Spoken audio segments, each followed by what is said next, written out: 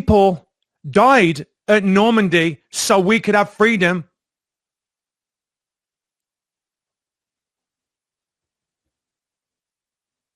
This is, when I came to America, right, I started reading the history of it. I saw what the founding fathers went up against. They were all going to get hanged, all of them. And they went up against the greatest military that the world has ever seen. And they were like, it's worth it for freedom. And you guys aren't going to use your vote properly because of some kind of misguided bullshit virtue? Where are we? What is going on? This narcissistic trait that it's all about us. That I'm going to show you how virtuous I am, how important I am. Welcome to the Michele Tafoya podcast. In case you didn't recognize him, that is Matthew Marsden, the actor, producer, director. He was in Rambo, Transformers: Revenge of the Fallen, Black Hawk Down, Resident Evil, DOA, Dead or Alive. I mean, the credits go on and on. And he is a really faithful Catholic and a staunch conservative. Originally from the UK, loves America.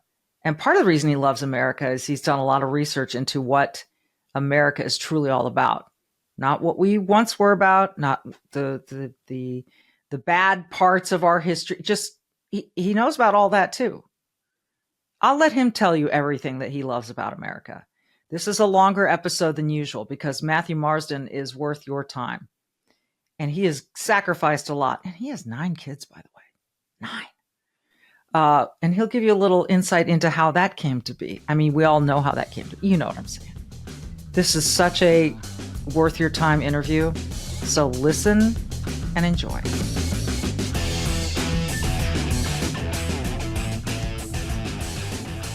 Matthew, I am so excited to talk to you. I've been following you on X for a long time. I've had friends texting me saying, you got to get this guy on the podcast. And I'm so glad it finally worked out. Thank you for being here. Well, thank you so much for having me. I'm a big fan of yours too. Oh, right back to you. So we'll skip the love fest and we'll just jump right in. You told me right before we started recording that no question was out of bounds. So I love that. I am amazed that you are a father of 9 children. My dad was one of 11. That's very common in the Latino community, especially from his generation. But wow, Matthew, what's going on? I mean, did you just decide we're just going to let nature do what nature does? I'm a practicing Catholic, and I believe that. I mean, this is a little bit of an in-depth thing, but I believe that you have to be open to life, and I think that that's in the teachings of the Catholic Church, but also what it does is it enriches your marriage and your relationship. And I think that what we've done is we've gone away from that a lot. And whenever anyone asks me about it, I say it like this, like when you are giving yourself fully to one another, and we're going straight in there with this, right? But when you're giving yourself wholly to another person, you're in there and you're committing as a man, and you're saying, "Listen, this is it. Like I'm going to commit to being with you for at least another 18 years, right? We're in this together, and I'm committing to raise children with you and be there." And the woman is committing back and saying, look, I'm willing to have my body ravaged for 9 months and to carry this child, and longer actually, and carry this child for you and commit. And I think that there's nothing being held back, right? So when you're in that situation, every single time, the marriage act happens, then you are committing again and again and again, and it deepens it and it makes it just more important. I think that's what it does. It makes you commit more and more in that moment. And I think that in this day and age, marriage is just like seen as just a piece of paper. Yeah. It's just to be dismissed, and, people kind of have that parachute of divorce. And when I got married to my wife in Malta, there was no divorce. And what that does is it makes you take things a lot more seriously. You're like, okay, well, there's no escape hatch out of this, right? Like I'm in it to win it. And what most people that have committed to, certainly Christians that have committed to being married, they're looking and they're saying, this is a covenant relationship in front of God, and that's it, right? Like, it is very, very serious, and we are committing to this for life. And that's the way that I approached it. I tend to be a little bit full on in most things. And so I think that if more people saw marriage as that, then there'd be a lot less divorces, actually, because I think that people would take, and of course I'm saying, that there are other reasons for people getting divorced, right? But I think that a lot of people go into it with the thought that there's this escape hatch, that if I don't like it, and as most people know, that the marriage is actually for when things aren't good, right? Like that moment, that covenant relationship is actually for when things, in sickness and in health, right? It's right there in the commitment. So that's what it's for. You don't just bail out when things get difficult. It's the deeper magic, I call it. It's the deeper magic of marriage. I couldn't agree more with that. That's when the marriage, I think, gets stronger, is when the tough times come and you look at each other and say, we're gonna do this together. And even if you don't outwardly say that, every action that you go through demonstrates that you're in it together, and you come out of the other side of the difficulty going, damn, I wouldn't do this any other way. I'm with the person I want to be with through this journey. I would imagine look, you've worked in film and in Hollywood, in the UK, and I got to believe that sort of subculture of society, that sort of community is much more secular. We see divorce in Hollywood it's hugely common. A lasting marriage is an anomaly in Hollywood. And I don't get this. I get the sense that you're very much in the minority when it comes to religion, politics, and kind of all the social aspects of your industry. How do you fit in? Well, you don't. You don't. You don't. Zachary Levi, just came out and spoke about this. The cynic in me would say, some of us were doing this like 15 years ago when it wasn't popular, right, to come out and say. But I'm very grateful for anyone that will come out and speak up now, because it's very important. But when I think as a British actor, and by the way, I come from nothing, right? Like I come from a single parent, working class background, which is a real anomaly anyway. You're just like Kamala Harris. Did your people in your neighborhood like to have good lawns? I come from a middle class family. No, goodness me. Your single parent raised you and fought hard. Yeah, and the reason why I achieved what I did was actually because of America inspiring me to do that. Of course, my mother was like, you go for it. But the inspiration came from American films.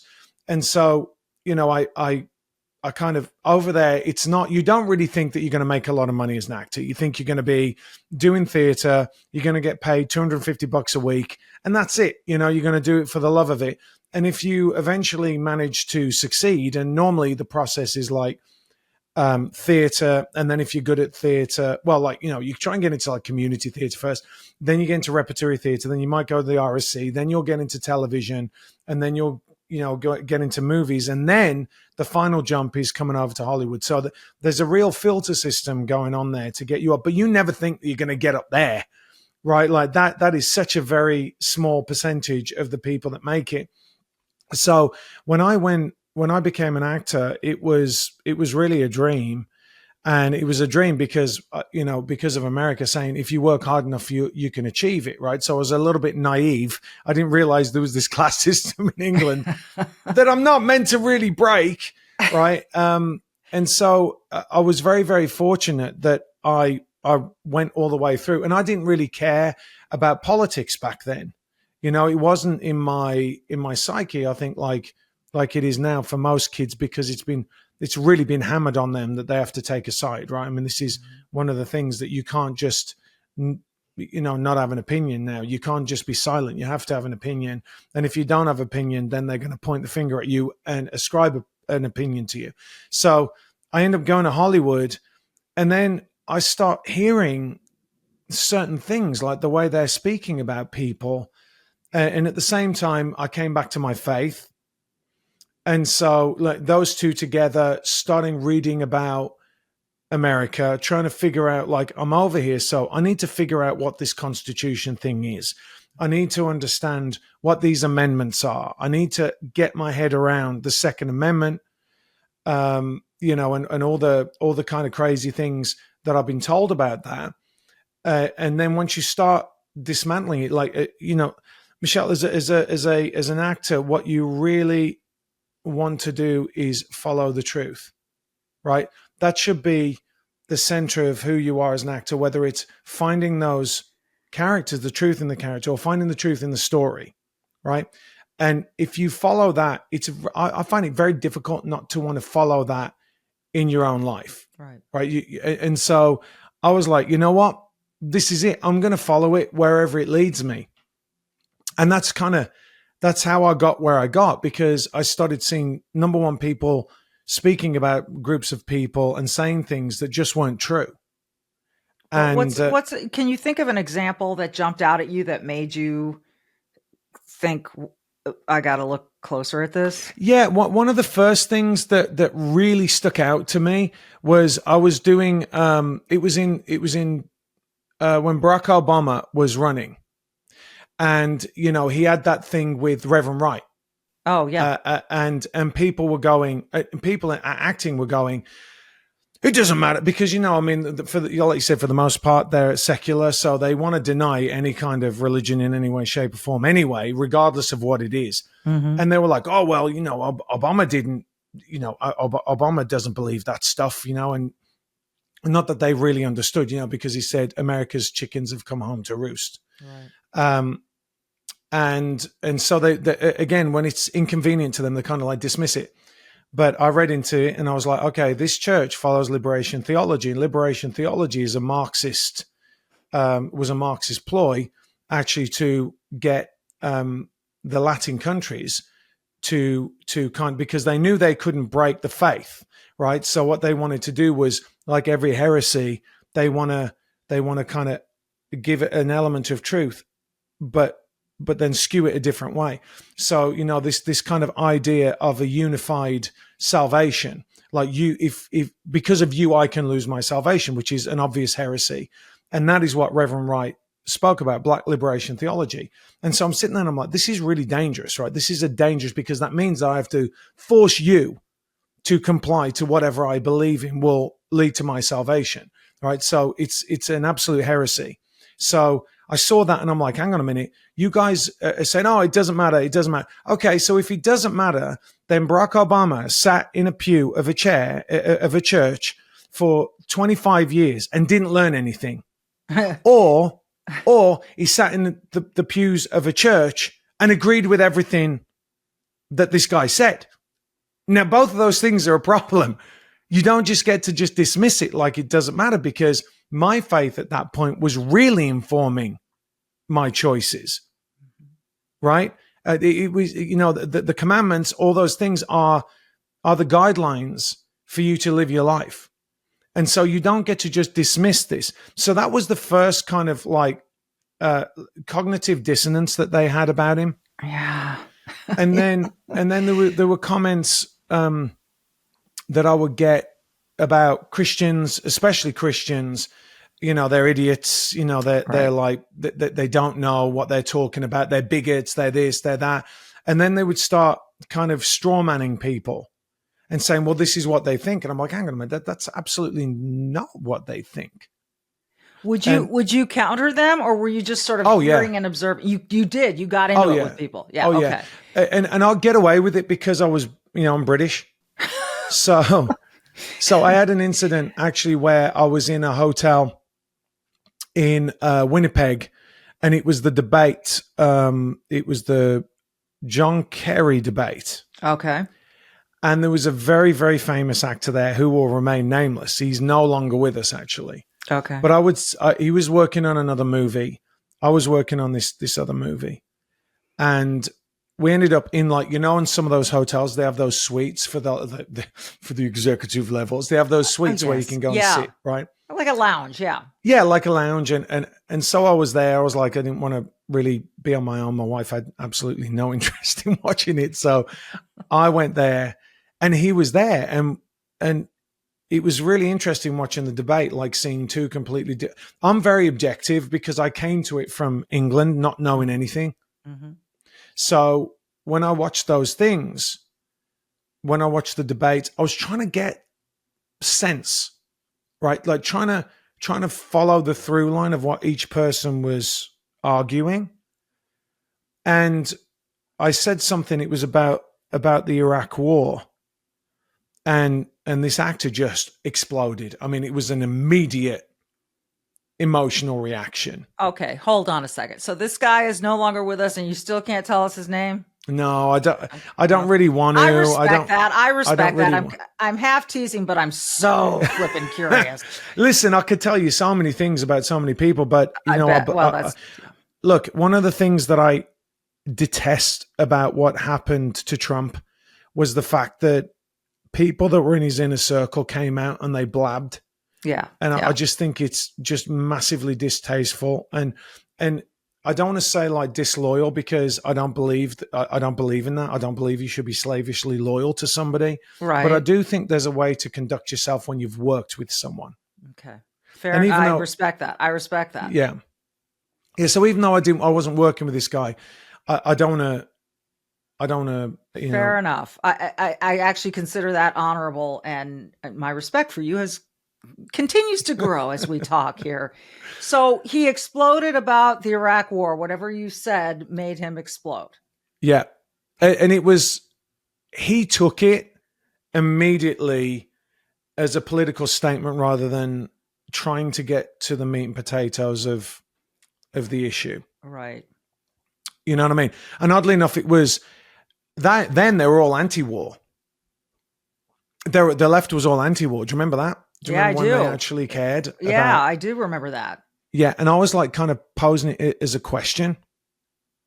And but again, it's always an emotional. Did you stay in the room with him, or did you go back to your wife and say, you know what, I no longer want to watch this either? I did, because like what I did was it's funny because, even on Twitter, like, sometimes I might use some choice language and people say, don't get emotional. Actually, I don't get emotional. I mean, I get emotional. I don't want to say emotional, but I get passionate about liars. I hate lies. And there's a lot of that.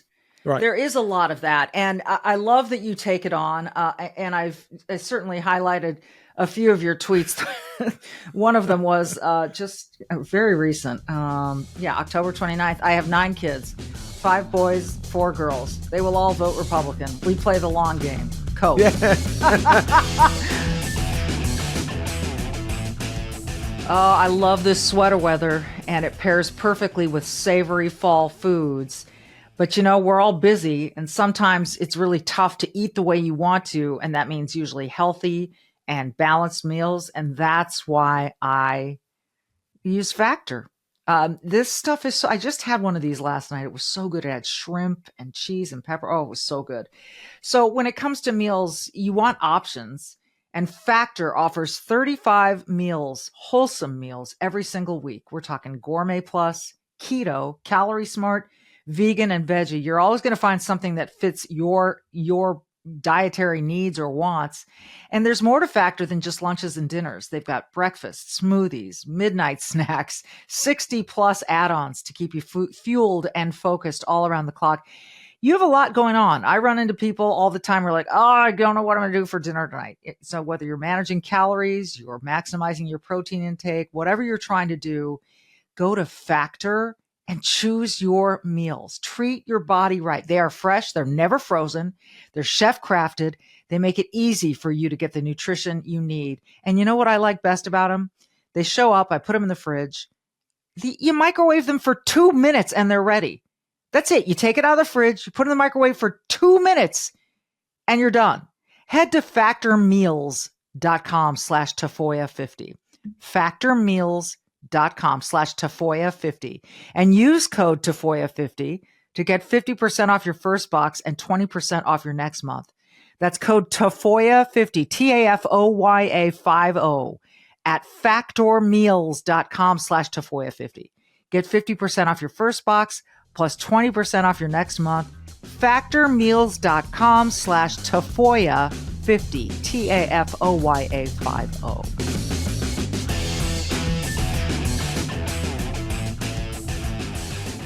There is a lot of that, and I love that you take it on, and I certainly highlighted a few of your tweets. One of them was just very recent. October 29th. I have 9 kids, 5 boys, 4 girls. They will all vote Republican. We play the long game. Cope. Yeah. Well, it's because the guy called me an incel, and I'm like, you guys, like, come on now. Like, if you're going to come with an argument, it's got to be better than that, you know? And he was saying, they always say this, like, if you've got daughters, I pity them. I'm like, do you really? You pity don't bother. I mean, you know what? This is one of you're talking about truths and facts and in a way that makes you very much like a journalist. And that's where I come at things from as well. And so when all of these people say, I'm voting for Kamala Harris because I have daughters and I want them to have their reproductive rights protected. Now, we probably come at this from different views. I was raised Catholic. I later left the Catholic Church for various reasons and became Episcopalian. It almost doesn't now. It's the same, really. It's right. I mean, okay. So, and I am continuing on my faith journey, and you obviously are a very strong Catholic. I understand a woman's need in an early phase of her pregnancy, if she's too young, if it was rape, if it was incest, if it's her health, all these things.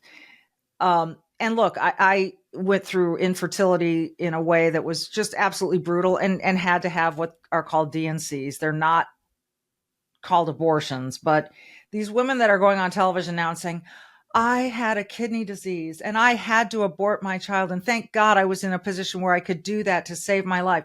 This is not what we're talking about. Like, this is not that is this discussion that like, that's what someone wants to ban is just absolutely untrue. And and that part drives me crazy. But these people that are coming out and saying, I have daughters and I want to protect their reproductive rights. What's your kind of first reaction to seeing or hearing someone say that? Well, there's multiple, actually. The first one is, why do you not say you want to protect their rights to have an abortion? Why do you say it's reproductive rights? Yeah. Like, if you're all right with it, because at the end of the day, that's what it is. Right. It's about abortion. It's not about reproductive rights. Right. The left is excellent at doing this, and we play their game, right? It's one of the things that drives me bonkers, the pro-life, pro-choice argument, right? Because if someone says to you, how can you be not pro-choice? Like, are you anti-choice? Yeah. They've got you immediately, right? Yeah. What we need to say is, I'm not saying pro-life, you have to say we are anti-abortion if that's what you are. Now, look, I also secondly think when it comes to your daughters, that a man, especially a dad, does have a special bond with his daughters. Mm-hmm. And, I didn't have a dad in my life, right, growing up.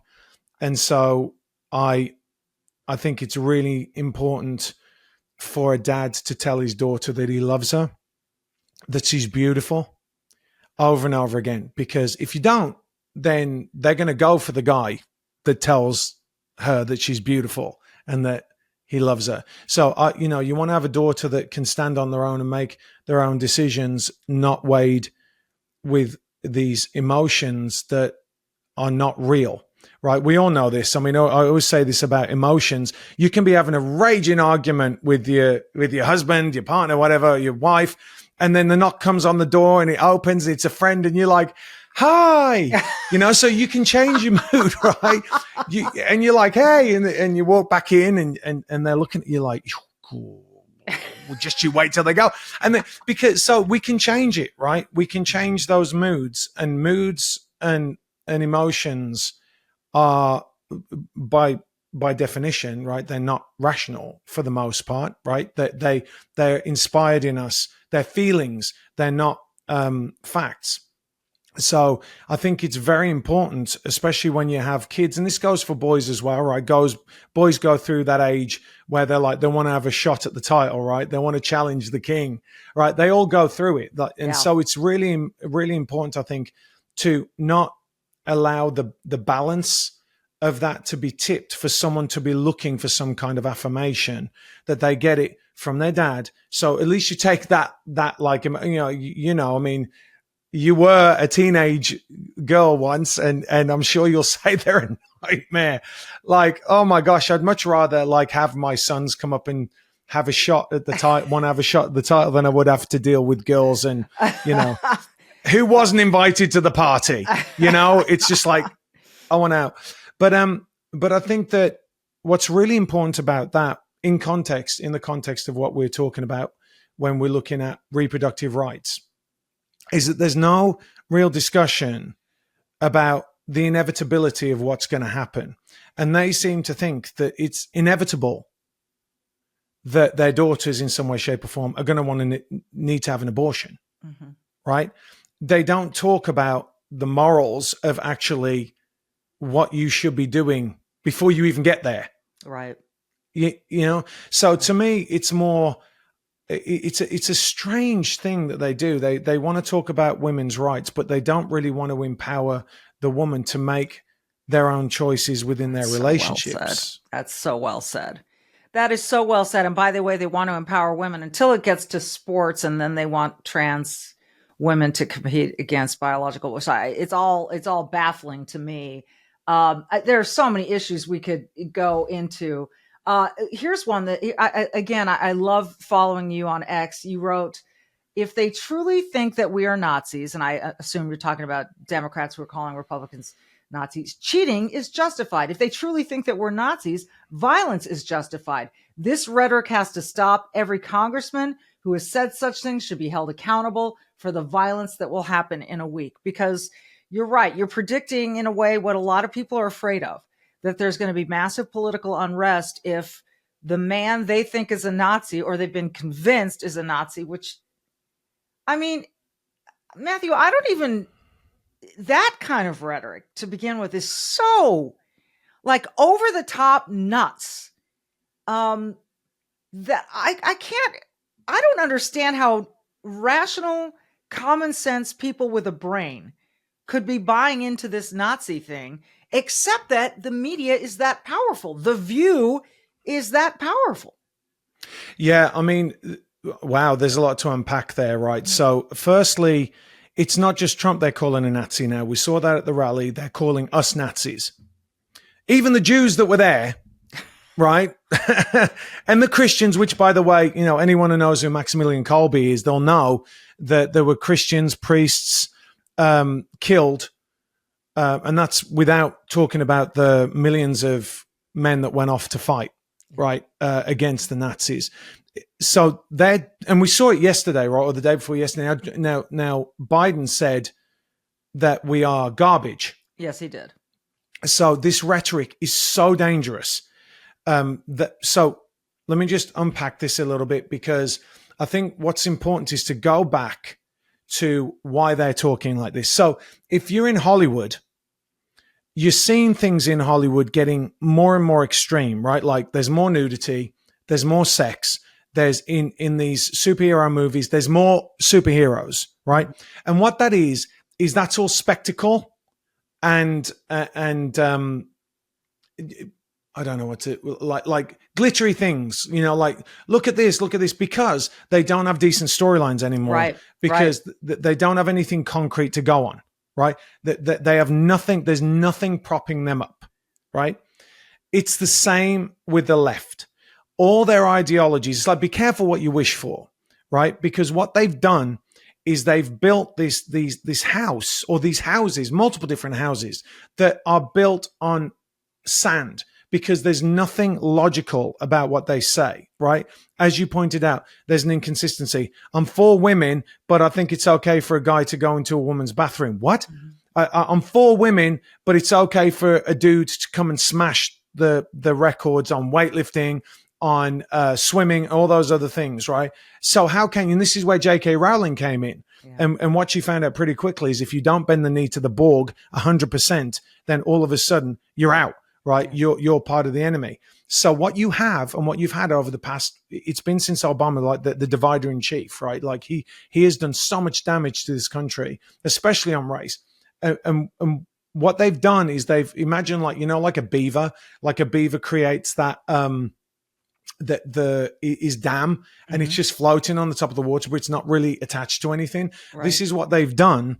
And they've used each other to prop each other up, right? So they're like, hey, you've got a cause, I've got a cause, and it's not their cause. So let's group together. Well, eventually reality bites and you have to do things. You actually have to really think things through. Like, what does it mean to have DEI and promote people when they're not qualified? Well, eventually the planes will fall out of the sky. Like literally they will. Eventually you see first in Hollywood, because they were ahead of it, everyone's rejecting it because it's poor writing, it's poor acting. They can't market it properly. Now, transfer that across to the medical industry, transfer where the stakes really matter, the military. Yeah. So that's what's happening, right? So they're having to up the rhetoric, because if you do like what J.D. Vance does, what Charlie Kirk does, and sits there, if you've noticed, especially those Charlie Kirk things and things with Ben Shapiro, they'll sit down there and they're very detached. They have all the information. And what happens at the end? And then they walk off, right? That's the answer, because it's not built on anything. Yeah. So they have to say Nazis, white supremacists. It doesn't matter that they're black people there. Doesn't mean they're Latinos there. It's like this outrage about Puerto Rico. Puerto Rico has a garbage problem. Yes, it does. It has a massive problem. By the way, Italy had one a few years ago. The guy is a comedian, and he pointed out something. Instead of being outraged that country of Puerto Ricans is has a garbage problem. Yeah. Like, be outraged about that, not about the fact that some comedian pointed it out. And we all know wokeism kills comedy. Mm-hmm. Yes. It just does. No question about it. Not only are we in the thick of fall, but we're heading toward the holidays. And I can't think of a better reason to tell you about my friends at besthotgrill.com. You want to buy the perfect gift for someone on your list? I mean, whether it's someone who loves to tailgate, whether it's at Friday Night Lights, college games on Saturdays, or outside a stadium on pro Sundays, Solaire tailgate infrared grills set up super fast and they heat up super quickly. It only takes 3 minutes to get to searing hot temperatures. So you've heard of the big backyard Solaires. These are no different. They're just a little smaller so you can take it with you. A Solaire grill will make you master of the tailgate with the juiciest, most flavorful food in the parking lot. This thing is amazing. And the fast grilling times mean that you will have more time to enjoy the pregame. They also cool down fast so you won't miss a minute before kickoff. The USA made, yes, made in America, Solaire anywhere, everywhere, and all about infrared grills are portable, perfect for grilling on the go. I'm talking picnics, camping, RVs, boating, but especially tailgating. Amaze your tailgating friends with the great food you grill with your Solaire infrared grill. Learn more about these amazing USA-made grills and Solaire's try before you buy demo rental program at besthotgrill.com. Yes, you can try it before you buy it. besthotgrill.com. besthotgrill.com for the perfect holiday gift.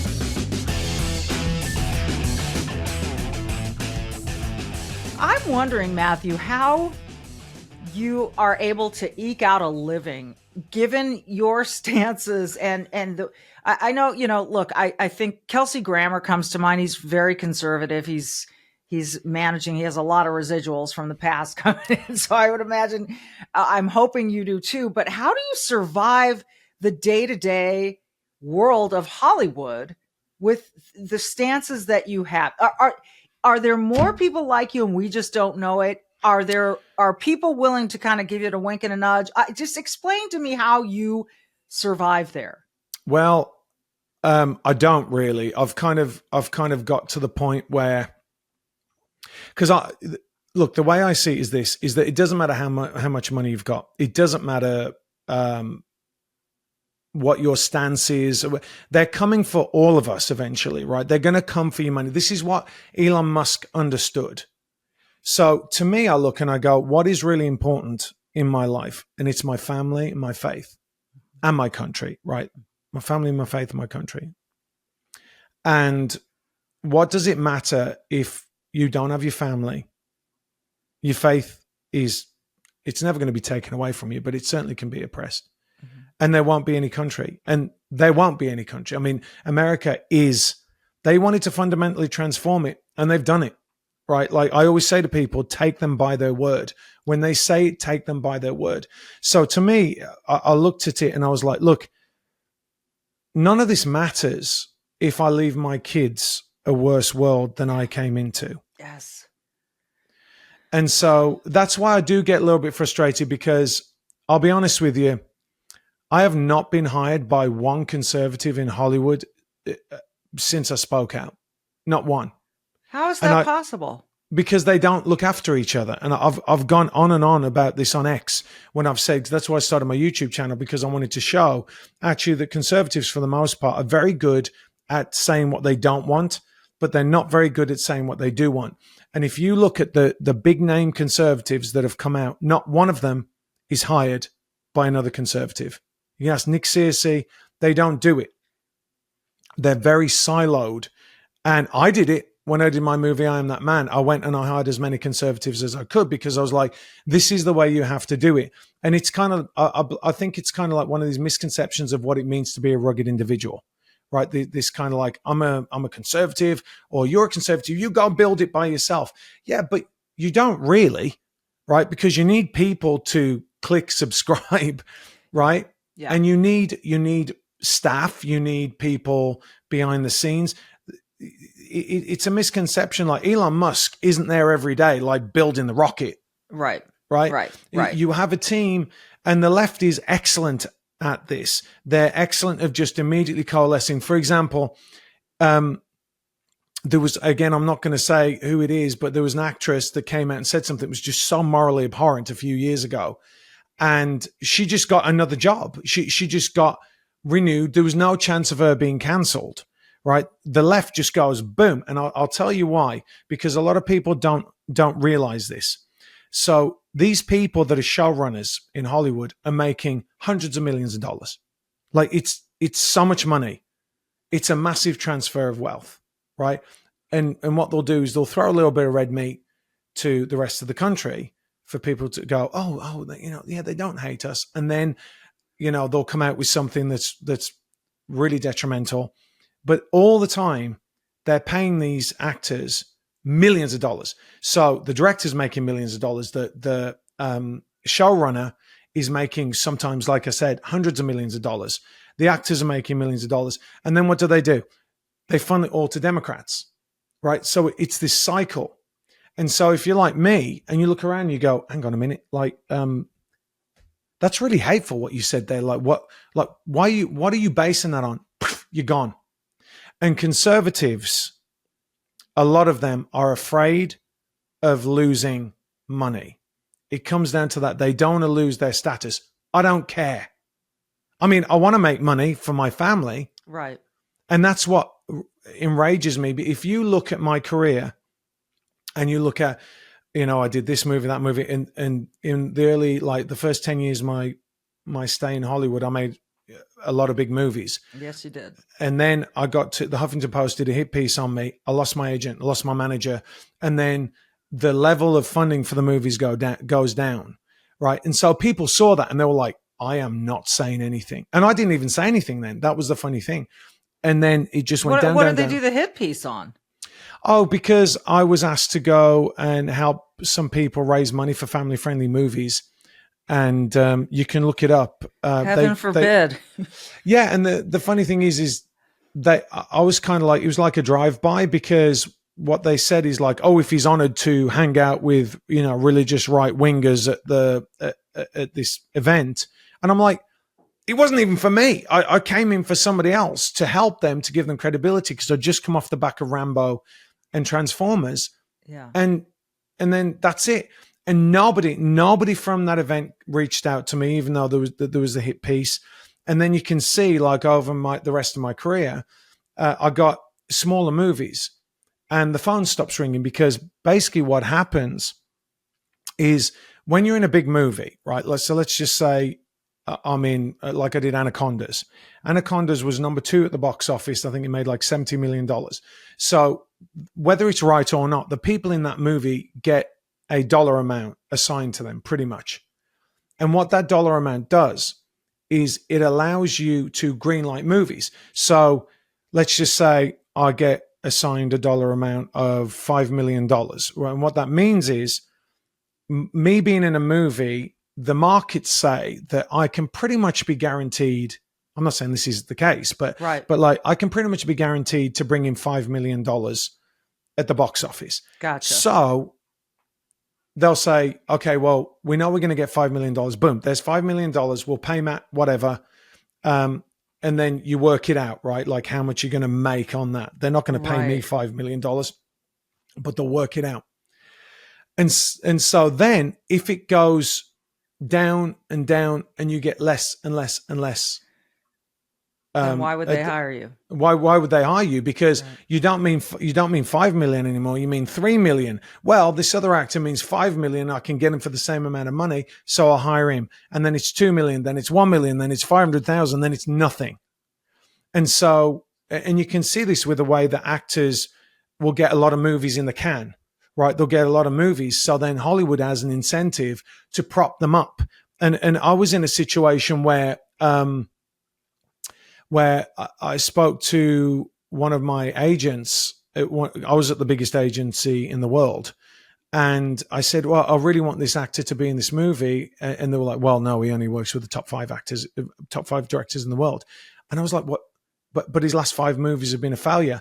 And the agent, which is the agent's job, went through and told me how it was everyone else's fault but his. So he maintained his dollar amount. Well, with us, and what they do, which is really horrible, is they'll stop using you. The casting director, all the casting director has to do is just say, no, Matt Marsden isn't available.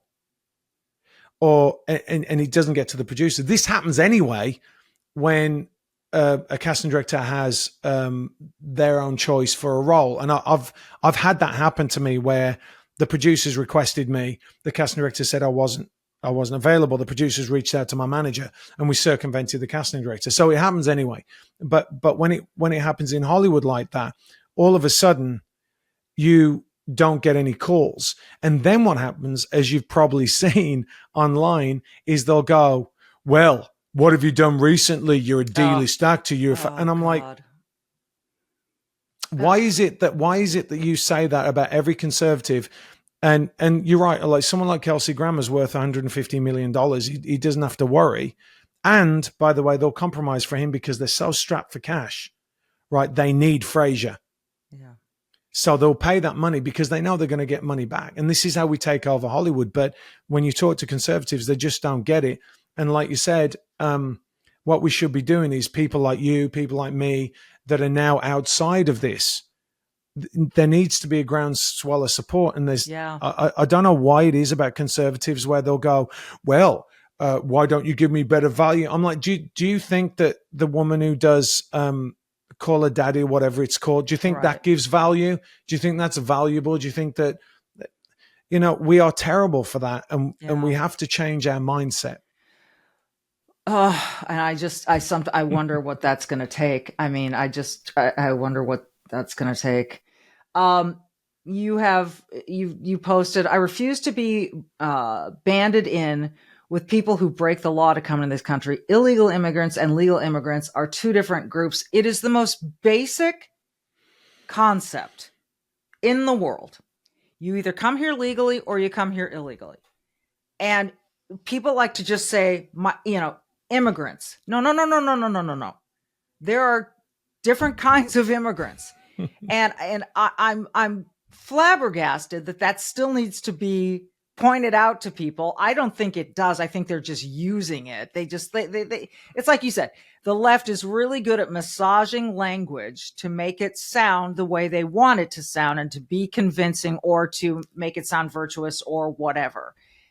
I can't stand that because my dad's family, I mean, so many of us have come from legal immigrants to this country. So I'm sure that's got to drive you nuts.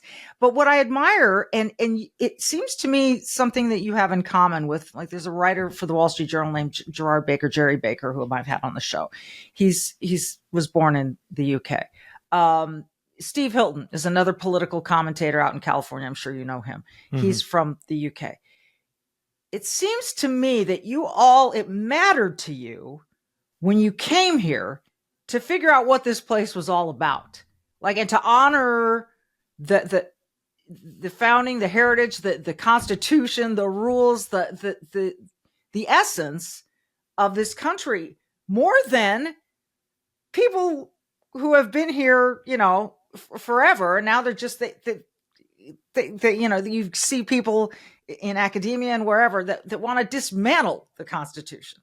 And I wonder, why do you suppose that is? I mean, you can't, obviously you're a very honest, forthright guy who likes to follow the facts, but it is interesting to me, this, even if it's just, anecdotal, this coincidence between these Brits who really wanted to know and honor what was here.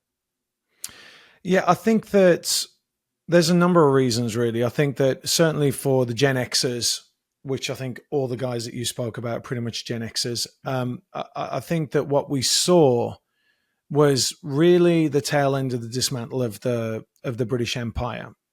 And so it's really funny because the history of the UK is so long. Mm-hmm. It's so long. Like, I couldn't tell you all the kings. I couldn't. So we weren't really spoken to or taught about, I wasn't anyway, about the Revolutionary War. It was just another one of those things, right? Like, India, there was a bunch of them. And so I think that what I saw was the beginnings of people shaming Brits, and you really see it now, shaming Brits for loving their country. And when I came to America, I saw how much Americans really love their country. I mean, I remember getting off the plane just after 9/11 because I came here first in the year 2000. And then when we did Black Hawk Down, and then I came back after September 11th to promote the movie, and there were flags everywhere. Yeah. And it was just incredible. And the feeling of unity. And there was a feeling of loss, but there was also this amazing feeling, right, of unity and hope that we're coming together. And it's funny because that does tend to happen, right? Like, when there's an enemy, people kind of come together and go, okay, we've got to deal with it. If we have a common enemy now. Yeah. Yeah. If it's defined and it didn't matter what race you were, who you voted for when you're in the Twin Towers. Right, nobody's looking and going, oh, it's a Democrat, Republican. Yeah. And it was this amazing feeling. And I was like, what is this? What is this magical place, right, where if you work hard enough, you can achieve? And it was really different to where I came from, because where I came from, I got put down a lot. And this is something that Obama ushered in. You didn't build that, right? He ushered that in. But back then, it was like, you want to go and do it, man? I don't care where you came from. You came here legally. Go knock yourself out. I never felt like an immigrant here. I never got treated differently. And look, people say, well, you're white or you speak English. We still fought a war against the United States, right? There's still like part. The 4th of July every year. But it was this kind of like, you go get it. I don't care where you come from. This is America. This is the American dream. Just do it the right way, right? It was just a simple thing. And I was like, this is amazing. This is such an amazing place. And I looked around and I did see I know this is going to sound really silly, but I would go to like Ralph's, right? And I'd go and I'd scan my items or whatever. And the person very rarely could say my name. And I was like, that's Marsden. It's really easy. Like, it's not. But it was because it actually wasn't a common name. It was very rare because there were all these other names from all over the world. And these people had been here for a long time, but there were names that I'd never heard of. And it just showed you how amazing America was, that all these people had come in and made it their home. I'm very cognizant of what happened in the past, but I also understand that it was rectified, and it was rectified because of the founding of the country that said, okay, this is going to morph, right? We're going to sort these things out as we go on, but here's the framework. And what you don't do is you don't dismantle the framework. You don't say that this is an evil place, because it's not. Americans are, by and large, a good people. And that's why what is so insidious about what they're doing right now, they're preying on the good intentions of people. For example, they'll say, oh, well, these poor people that are coming up over the border, they deserve a better life. Yeah, but do you know that they're raping and pillaging children as they're coming up here? And this is an organization, the people that are running it are the cartels, right? And they're murdering people. And by the way, you've got people from Haiti, you've got people from Africa, you've got people from China, you've got people from Iran that are coming in, you've got terrorists who want to hurt us. So why are you giving part of the story? And what you're seeing now, and they hate it, is black males are saying, hang on a minute, no. Yeah. And the Hispanic community is like, you don't speak for us. Like, this is hitting our communities. Venezuelan gangs are in our communities, right? Yeah. Yep. You don't care about us. And they're really twigging on that for the longest time, people are being used and it's immoral. And so I think we're seeing a shift now. And a lot of people, like, again, what we said about Puerto Rico, a lot of Puerto Ricans are like, you're not going to try and tell me this. I live here. I see the piles of garbage. You guys haven't done anything for us. Your outrage means nothing to us. We want stuff done. Like, they do talk about people like they're idiots. Like, yes, they can't help themselves. I know. Especially like, look, the Customs and Border Patrol has got to be at least 60% Latino. Oh, no question. It's got to be. No question. There's and they're no question. What are you doing? Like, we love this country. Stop them from coming over. Yeah. Yeah. It's insane. You called yourself Matt. Do you prefer, all this time I've been calling you Matthew. Do you prefer Matt? Oh, I've been called everything. I don't mind Matthew and I know or Matt. You mean that. Yeah, no, I don't mind. I don't mind.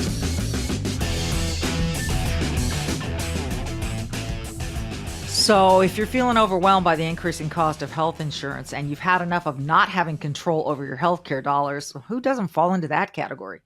I'm introducing to you ShareRight, healthcare done the right way. At ShareRight, you're not just a number. You're part of a caring community. And forget about paying excessive premiums. With ShareRight, you stand to save 30 to 50% compared to health insurance. Think about what you could do with all those savings, especially in this economic environment. But it's more than just the savings. ShareRight ensures you have access to the care you deserve precisely when you need it. From routine checkups to unexpected emergencies, with ShareRight, it's your health care that is their top priority. So empower yourself today by taking control of your healthcare costs. Visit shareright.org/Tafoya, Tafoya, to learn more and see how much you can save. Visit shareright.org/Tafoya, SHARERIGHT.org/Tafoya, Tafoya, for healthcare done the right way.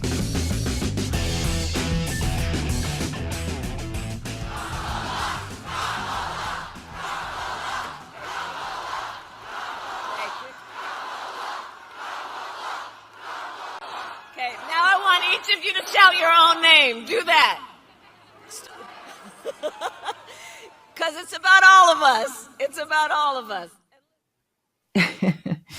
You wrote, she is the worst candidate for president in the history of the United States. And that's saying something. This is real. This, I think, was in response to her at her own rally. they were all shouting Kamala, Kamala, and then she said, "Now shout your own name." I know. And everyone kind of went, "Huh?" And it just ended. Like it just stopped all. It's like a scene from The Office. Yeah. It's so bad. She's so bad. She's so stupid. She's stupid, unlikable, and you know, her instincts are all wrong. She's not even a slick operator. No, exactly, which Obama was, and she is not. She is anything but, and she's vacuous. I'll get back to my friend Jerry Baker from the Wall Street Journal uttered one of the best lines I've ever seen about her. She blows bubbles of vacuity. And that is exactly what she does.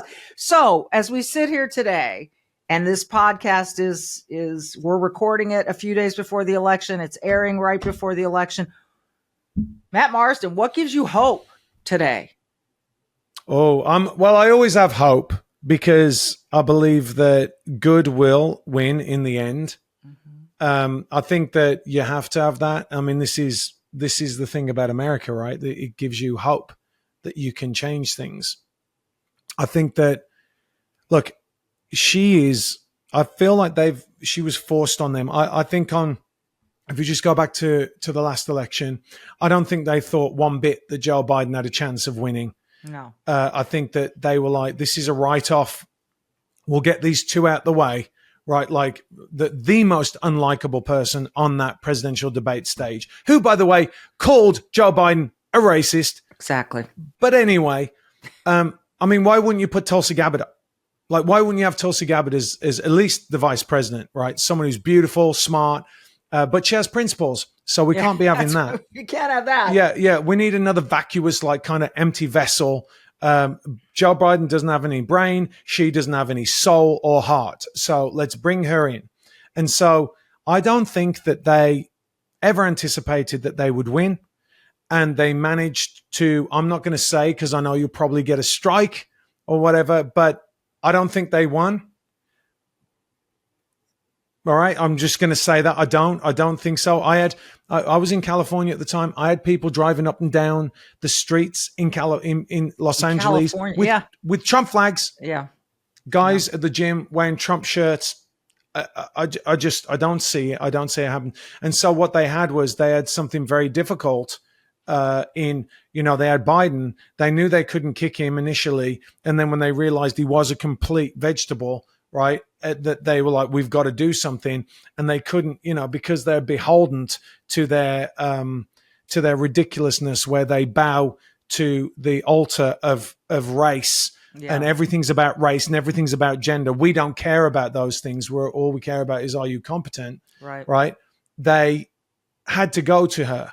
And she's terrible. But then what did they get? They got an old white guy who's just as bad. Jazz hands. Listen, I did a lot of theater. I'm just saying. I know him when I see him. I know him when I see him. And so, I mean, they got these two people who are terrible. And so you've got to think that with them being so bad, I mean, just so bad. I mean, here's the thing. You can tell that she doesn't have any thoughts of her own, right? She's just the kind of person, and we've all seen it, right? You can see it when you go to any kind of work, right? That person that will do whatever it takes to get to the top, right? And they'll say whatever they need to say. And what ends up is she has no original thoughts. And that's why, and I can tell you as someone who is an expert in improvisation, is that if you don't have that, those morals and those your own thoughts to fall back on, you can't fire back quickly. No. Right? No. So you start doing these word salads, blah, blah, blah, blah, blah, blah, blah, blah. And all that is stalling while you're trying to think something up. But she's not even smart enough to come up with something coherent. Whereas you've got, on the other end, you've got Trump, and it's just like, vroom, straight out, right? It's like there's no filter. Yeah. So I think that, coupled with the fact that the country is beaten down and everything's so expensive and everything's gone up, and then you've got the coalition. I mean, I just think we're going to have the 80s again, because you've got Elon Musk, Tulsi Gabbard, RFK Jr. What? I mean, this is unbelievable. I mean, I don't think there's ever been anything like this in history. So the mainstream media will continue to push out their propaganda. They're still going to say what they're going to say. They're going to get more desperate. And when the only thing that I'm actually not afraid of what they're going to do. I think that people are afraid of what they're going to do in the sense that, as in the violence, like when he wins, I think they're afraid because they don't want to think that about this country, right? They're afraid because it will be a realization that all the fears that they have about the country being so fractured, and I know this might sound really strange, but that it's really true, and that they've got to confront it, because a lot of people don't want to confront it. And that's where, like, you and I are different. You and I are different to them, because we saw the writing on the wall and we're like, hey, listen, we've got to tell you the way it is, because this is just the way it is, and we've got to face up to it now or later. Yeah. And so I think that I don't think they're going to win. I think that the culmination of them being the worst candidates probably in American history, the economy being so bad, and the coalition on the other side, and the optimism that is coming, and unleashing the engine that is the United States of America, and pushing this racial BS away because we don't care. No. I think that is just so attractive to everybody that they're like, this is it. And I do, by the way, I do believe that the United States is blessed by God. I do. I genuinely do. And I think that this matters for the world. I have people Yes. Sorry, go on. No, go ahead. You've had people contact you? Oh yeah, from all over the world saying Trump has to win. We have the whole world is on fire right now. And when you have an America like the Jimmy Carter years, like the Joe Biden years, that is so weak and so feckless, it's like no one has that thing to look to, that beacon, that strength to say who's coming to help, and evil starts to rear its head as it has. I share your hope. You and I will talk after the election and see if we need to ramp up our speaking and engagements, or if we can relax a little bit, or ramp up the walls. Yeah, yeah. So, but I mean, look, I feel optimistic, and very often, you said earlier on, what is it like? Why do you guys really appreciate the country more, and you want to research it? It's the same, like the majority of, as you said, legal immigrants that come here, especially like the first generation, your Latinos, the people that come here, they really value it, right? I mean, this is the thing. They are not, the Democrats have kind of sold a bill of goods and tried to say, it's like with the students, right? They're trying to buy the vote, but eventually it has to be personal. Unfortunately, it has to be personal. The pain has to be personal for many people before they start to act. And I think it really is personal for a lot of people now, because they don't want to go down the route. They don't want to have their country destroyed. They came here for a reason, and they want to make it better. They want to, and it does. These people do make it better. I'd like to think that I'm a net positive. I'm sure the Democrats, for sure, they can say whatever they want. The fracture is real. It is deep. It needs to be healed, and it's odd that the person that you and I think can heal it is someone that they want to call Hitler, and it's amazing to me. It's astonishing.